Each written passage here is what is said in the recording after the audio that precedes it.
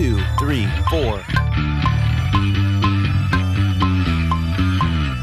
So, if you've been watching my channel for a while, or to any of my friends know me in real life, you know I'm a big proponent of getting bands into using in-ear monitor systems. I mean, some of my friends have even gone as far as to call me the in-ears evangelist. And part of that reason is that, I mean, for anyone that's used in-ears, you know that it solves a lot of problems you have with live sound, like, you know, excessive bleed, poor monitoring, not being able to hear yourself, feedback. Like, there's a lot of advantages. And it's also become more accessible and more affordable than ever to get your band onto in-ears. That is, with one exception. People have been asking me for years now, like, Dan, what do you recommend for a budget wireless in-ears pack? To which I always have to tell them, like, oh, honestly, I don't. Like, either you're gonna have to go wired, or if you're gonna go wireless, you're gonna have to shell the big bucks. But recently, Xvive reached out to me with their new U45 in-ear monitor system. And when I was looking through the specs, it got me thinking, have we finally gotten to a point where we have affordable wireless in-ear units that I would use and that I would recommend to others? So I figured I'd open this thing up, take a look at it, walk you through the specs and the sound, and I'm also going to take this on a gig and see how well it performs in the real world. So I'm going to open this up, take a look at what's inside here. Okay, so we got, oh, this is really stuck in there. So we got our wireless pack here, which feels to me is a hard plastic metal on the back. I think it's pretty cool. It's hard to tell. This might all be metal. I think this is all metal. Okay, cool. If it is, that's really cool. Then we got this adapter here, which is super useful. We'll get to that in a second. And this is the, I guess not transmitter. This is the, yeah, this is transmitter, this is receiver. I always forget which way they go. So I'll put a full list of specs up on the screen here. Okay, so essentially this is a 5.8 gigahertz unit. They're saying it's got about 100 feet of range, a full frequency range of 20 hertz to 20 kilohertz, and they're claiming less than 5 seconds of latency. And then as far as how to use it, I'm going to check to see if this is charged or not. Yeah, you turn that on. And this, power on. And essentially, all you gotta do is you gotta select if you're getting an aux or a line level, and you just match these two to the same frequency. Now they're both to 1, they're both connected. Simple as that. And then when you're done, just turn it off. And you have your volume over here. And then power off there. Simple as that. I just realized as I was packing up, there's a whole pack of stuff underneath the box I didn't see. So they do give you a 2 wireless chargers, USB-C. God, I love that. We love adapting international standards. Looking at you, Apple. Oh, and this is just a nice little carrying pouch. That's nice. So just a quick look at the features here. This is the belt pack on this end, and I'll hold it up there so you can see it. So this is the belt pack end. Here you have this button here, which when you press it, scrolls between the 6 available channels that it uses. You have a volume knob here and an on-off here. You got your 1/8" headphone jack here. And really nice feature, they got a USB-C charging port here, which I think is really great. It future-proofs this device. I love USB-C. Then on the mixer end, this side is made with a little bit more plastic, which I think is fine because on the mixer side, it's not moving around a whole lot. Once again, you got your channel selector here, you got an on-off, and a mic or line level. And in case you're plugging into a mixer or device that's not XLR, it does have this XLR to 1/4" adapter. Not balanced, but to be fair, if you need a balanced cable, just put an XLR between these two. Don't extend it with a 1/4". Why would you do that? So first things first, let's see how these things sound.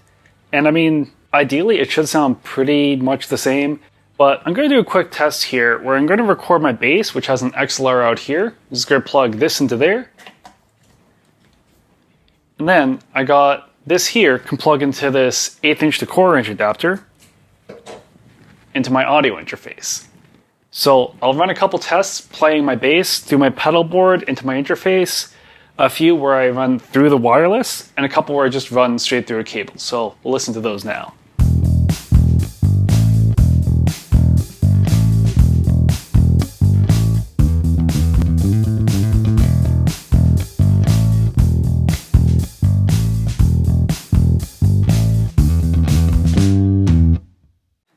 So as you can hear, there is a slight difference between the two. And if we look at the EQ graphs for both,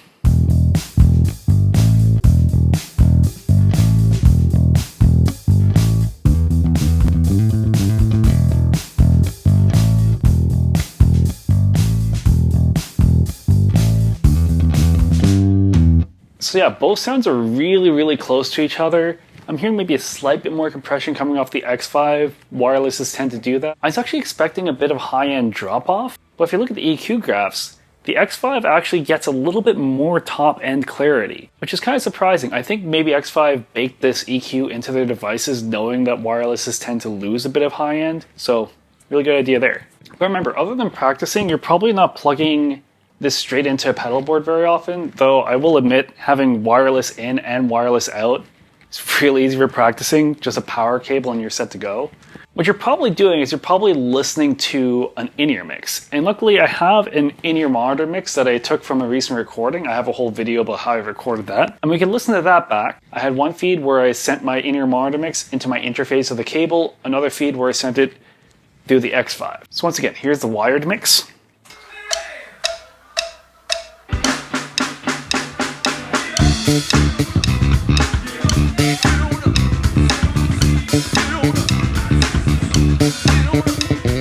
And then here's the wireless mix.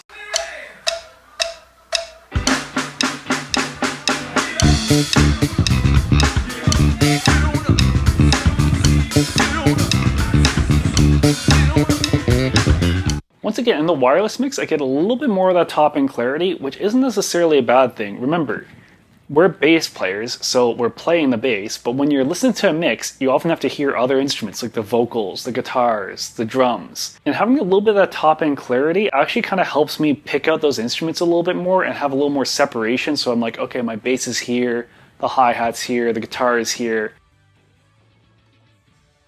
So the reason I haven't recommended budget wireless units in the past is not because of sound. As you heard, the difference is negligible, or if anything, can actually be a little bit better than your regular mix, surprisingly. The real reason I've failed to recommend units like this is because of interference. So as an example, when I was growing up, my dad used to go on snowmobile trips with his buddies, and they had radio receivers built into their helmets so that they could talk to each other when they're like, you know, on different sleds. But every once in a while, they would get like weird whining sounds or people talking, and then they realize like, oh, our wireless frequency is actually picking up like police radio, baby monitors, all sorts of different things as they're strolling down these trails in Quebec. But in the modern day, if you're playing a show, you're probably not worried about like police radio and baby monitors on your stage.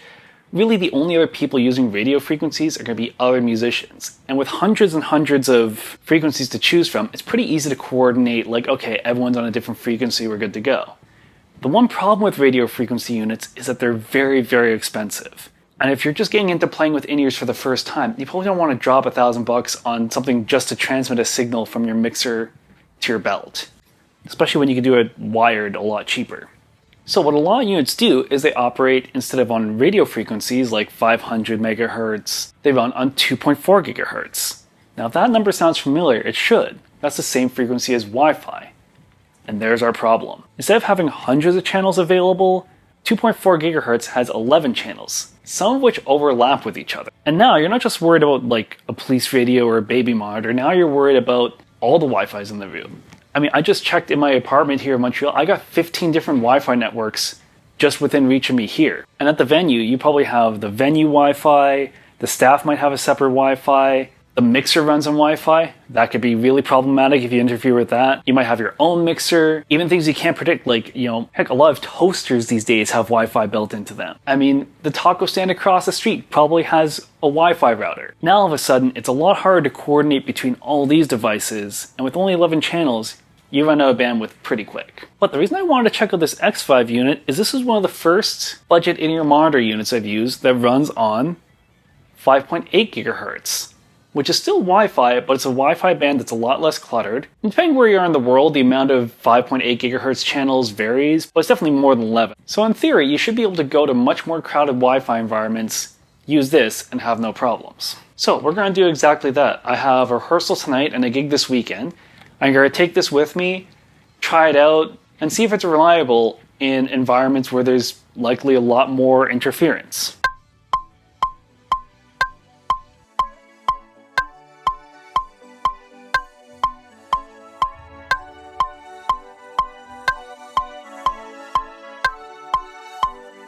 Intro 2, 3, 4.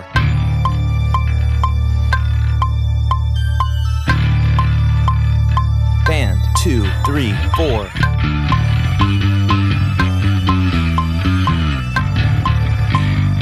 Verse 2, 3, 4.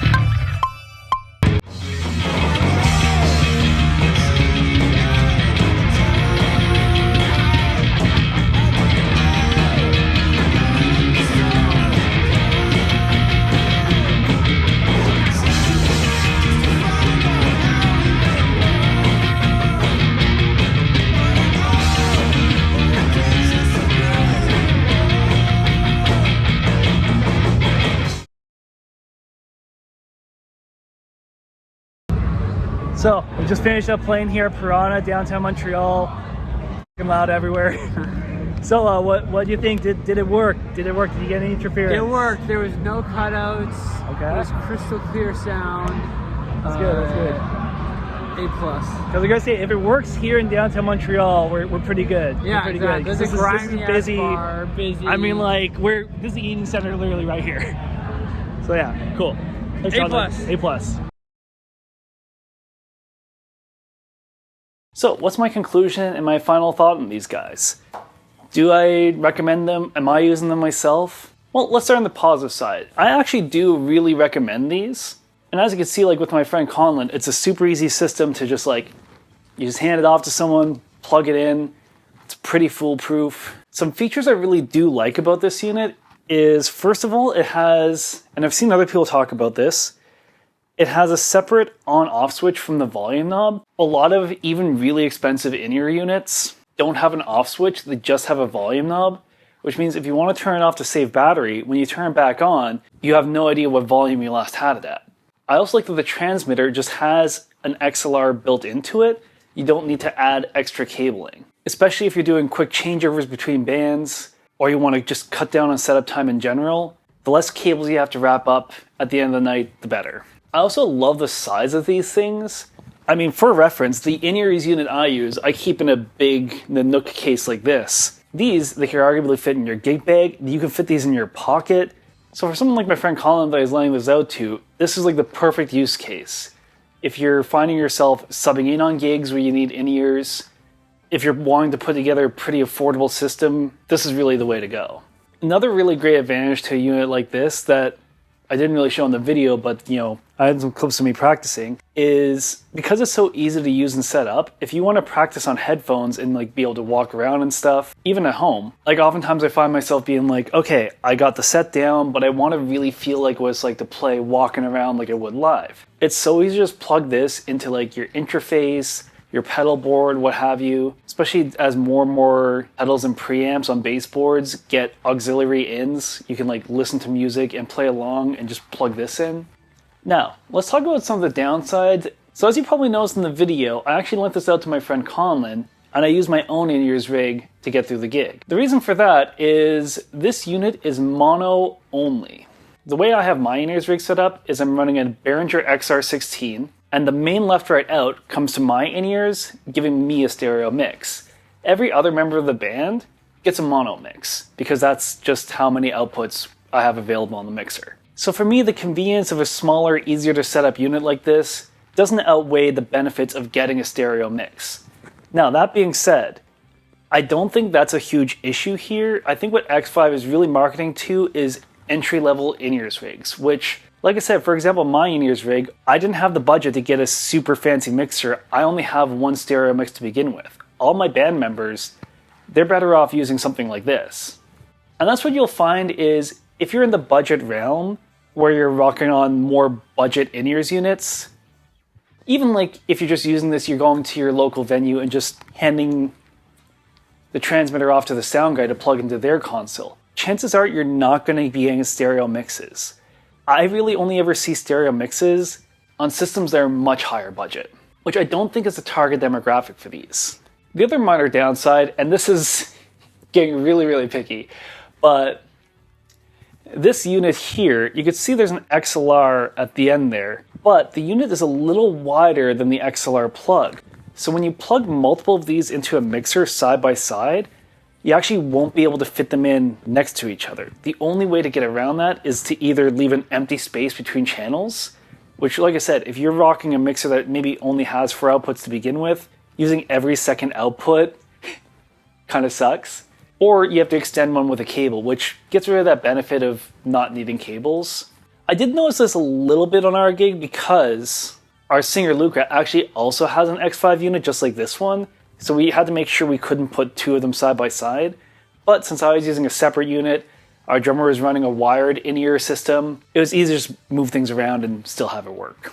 Also, like I said before, maybe a minor downside is even though the pack is metal and looks really, really sturdy, this is the part that'd be getting roughed up on stage, there's still quite a bit of plastic in the transmitter unit. Like I said, that's probably not a huge issue as long as you're storing this properly in transport, and at gigs you're handing it off to the sound person or just plugging it straight into your mixer. It's probably not getting banged around too much. But definitely I think having an all-metal transmitter too would just give it a little bit more peace of mind.